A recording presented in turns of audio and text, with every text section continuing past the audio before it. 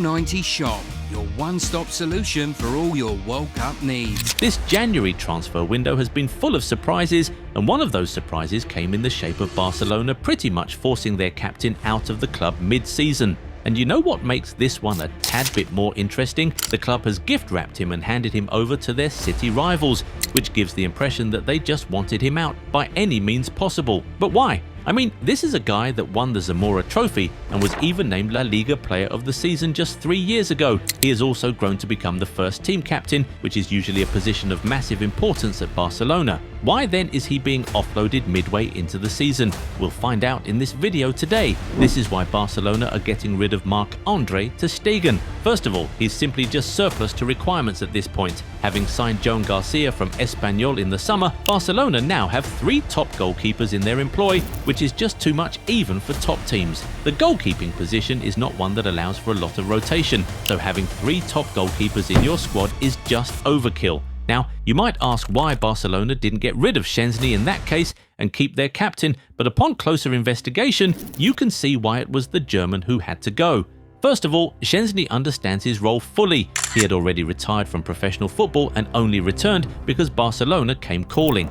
He is not fighting to be first choice at the club, he is not playing for a bigger contract, he is not even fighting for a place at the World Cup or anything like that. He is okay sitting on the bench for the whole of the season and only being called up when he's needed. If he isn't needed at all, fine, he'll just sit back and smoke his cigar. This right here is a perfect backup goalie, but Ter Stegen still has a lot of ambitions. He wants to be number 1, he wants to be playing regularly, but with Garcia now at the club, Barcelona can simply no longer guarantee him that. But they also cannot just confine him to the bench. You know why? Because his wages are just crazy. He earns upwards of 320,000 euros every week, making him the club's 3rd highest paid player in terms of basic wages. The club simply cannot have a player who earns that much just sitting on the bench, especially in their current financial predicament and in this strict La Liga regime.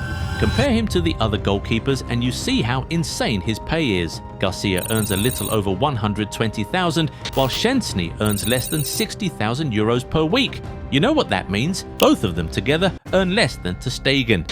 Yeah, he just had to go. Barcelona will still cover a part of his wages while he's on loan, but they still save some money and it gives them some wage space in case they want to register new players. But salary aside, the truth is that Ter Stegen's form has dropped massively through the years. He is no longer the guy that he was back in 2015 when he helped Barcelona win the UEFA Champions League. In fact, a large section of the fan base blames Ter Stegen for their many embarrassments in Europe in the last decade. As far as they're concerned, if the club had a better goalkeeper, what happened against Liverpool, AS Roma and Bayern Munich would not have happened. And the recent injuries he has been suffering haven't helped his case at all. It was his knee injury last season that forced the club to go and call Szczęsny out of retirement. The former Mönchengladbach man was out for almost the entirety of the 2024-25 season, forcing the club to rely on an inexperienced Iñaki Peña and an already retired Szczęsny in important games. This perhaps was what pushed them to seek a long-term solution, which led to them snatching Garcia from their rivals in the summer. But you would have thought that the captain would return to the squad and fight for the number 1 spot this season, but he picked up a back injury in July 2025, forcing him to miss 5 months of football at the beginning of the season. I mean, there was a period where Joan Garcia was out injured, but Ter Stegen couldn't even fill in then because he, too, was injured.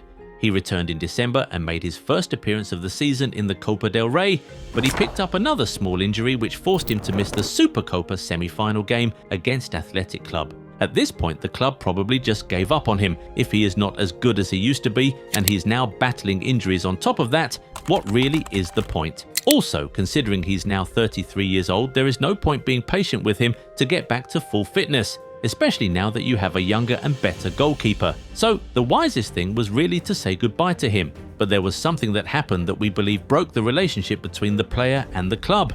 Before the season started, Ter Stegen picked up an injury and the club wanted him to share his medical information with La Liga. Since it was expected to be a long-term injury, they would be able to use his wage space to register other players. But Ter Stegen refused to do that.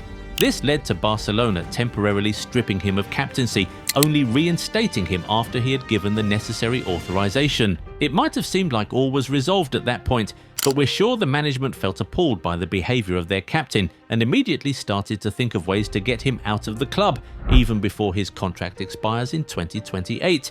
But here's the thing, this was not even Barcelona's choice alone. There are a couple reasons Ter Stegen agreed to take the move as well. We'll talk about them soon, but if you aren't yet subscribed to the channel, go do that right away so you never miss out on our amazing content. Now, the first reason Stegen himself was willing to leave the club halfway into the season is because of the World Cup.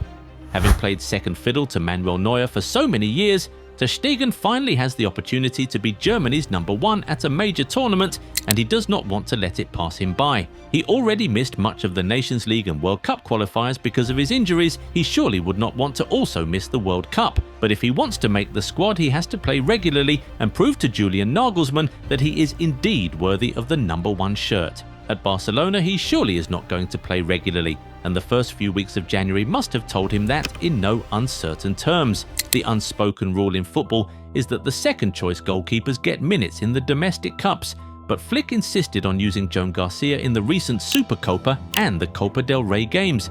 This must have sent a clear message to all concerned that unless Garcia is injured, he is going to play every single game for Barcelona until the end of the season. So, Girona coming for Ter Stegen offered a perfect solution. With Dominik Livakovic on his way out, they need another goalkeeper, so the German will slot right in. Also, this move means that Stegen doesn't even have to leave the city of Barcelona where he has lived for the last 12 years, so we don't expect that he'll take much time to adjust, which is an extra advantage when you're making a January move. Does Ter Stegen want to leave Barcelona permanently? Maybe not. But both parties are going to leave that battle for the summer. Right now, Barcelona wants to get some of his wages off the books, and the goalkeeper himself wants to do enough to earn the World Cup nod this summer, so it is pretty straightforward. A 6-month loan move will not only help Ter Stegen prove his worth to Nagelsmann ahead of the World Cup, it also gives him an opportunity to advertise himself to potential suitors. If he can show his quality at Girona, he can still earn himself a big move in the summer. There were rumours that he was linked with Chelsea and a couple other top clubs last year. They would likely come back for him if he shows that he is actually not finished at the top level. Sitting on Barcelona's bench won't give him this, so honestly, this feels like a win-win. But do you think this was the right move for Barcelona? Do you think it was a move long overdue? How well do you think Ter Stegen will perform at Girona? Will he do enough to earn the #1 spot for Germany ahead of the World Cup? Get in the comments and talk to us. If you enjoyed this video, give it a thumbs up and subscribe to the channel. Also, turn on the bell notification so you never miss out on new content. Catch you in the next one. Bye.